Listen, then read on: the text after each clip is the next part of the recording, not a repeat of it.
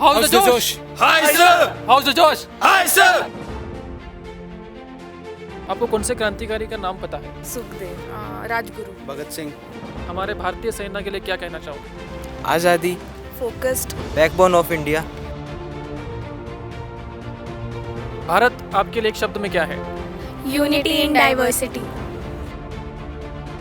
How's the Josh? Hi sir! How's the Josh? Hi sir! Hello, नमस्ते, सत श्री अकाल। मैं दिलीप सिंह देशमुख आप सभी का स्वागत करता हूँ विश्व शांति दर्शन में।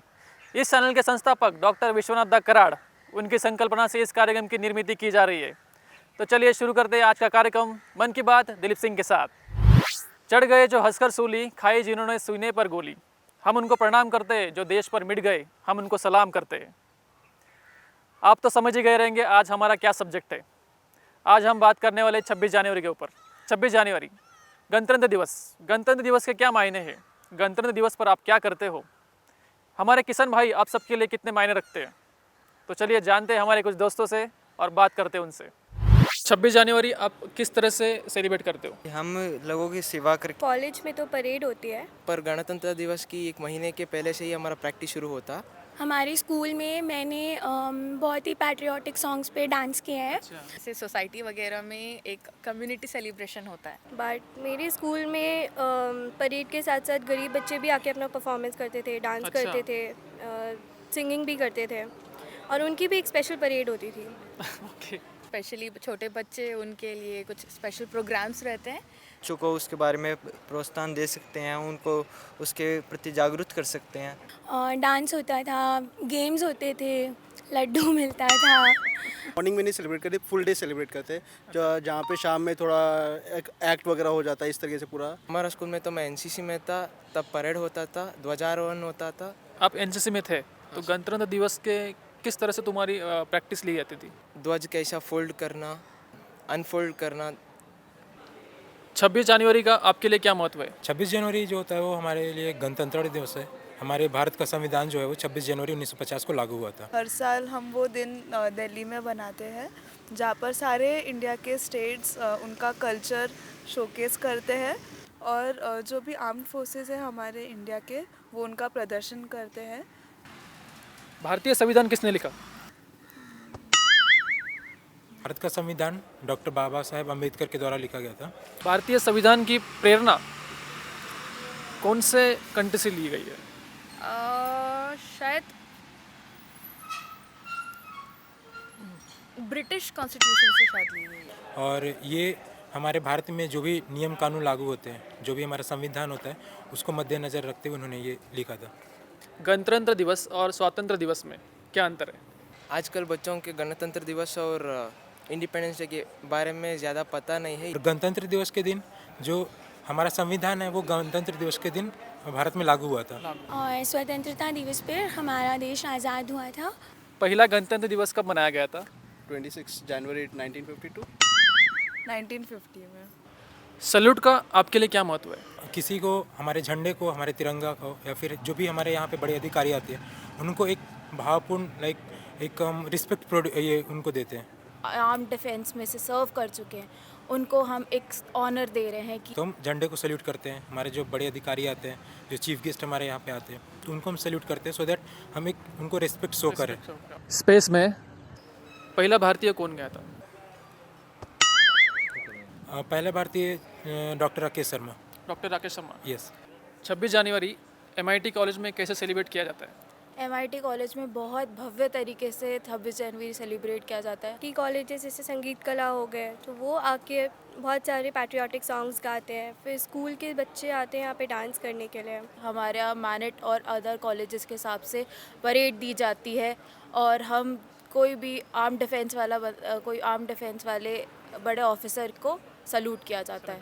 ऐसा कोई इंसिडेंस जिससे आप इंडियन आर्मी पे प्राउड फील करते हो? उरी अटैक बहुत बड़ा था कि इंडिया ने पहली बार बोला कि हम चुप नहीं रहेंगे। इसमें इंडियन आर्मी ने बहुत ही अच्छे तरीके से अपना योगदान दिया और हम जो है इंडियन आर्मी ने वो प्रूव करके दिखाया कि हम किसी से कम नहीं है।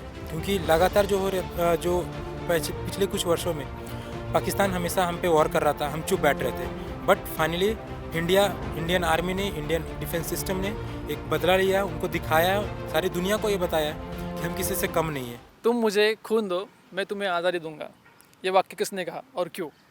सुभाष चंद्र बोस ने। सारे जो वॉर पे जाने वाले थे उनको मोटिवेट करना चाह रहे थे।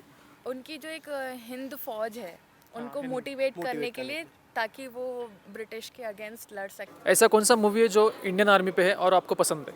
बहुत सारी, उरी पसंद है, लक्ष्य पसंद है, और जो बचपन से देखते हैं बॉर्डर बॉर्डर पसंद है।